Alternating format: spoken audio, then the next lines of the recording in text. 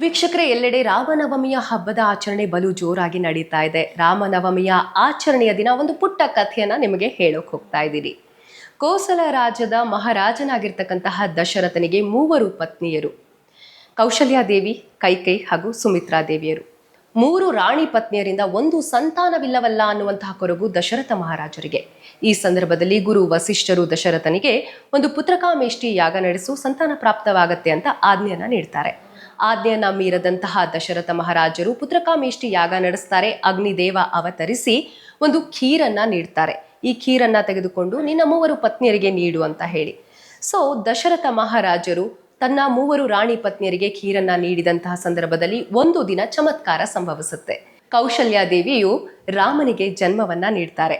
ಕೈಕೈ ಭರತನಿಗೆ ಹಾಗೂ ಸುಮಿತ್ರಾ ದೇವಿಯು ಲಕ್ಷ್ಮಣ ಮತ್ತು ಶತ್ರುಘ್ನರಿಗೆ ಜನ್ಮವನ್ನ ನೀಡ್ತಾರೆ.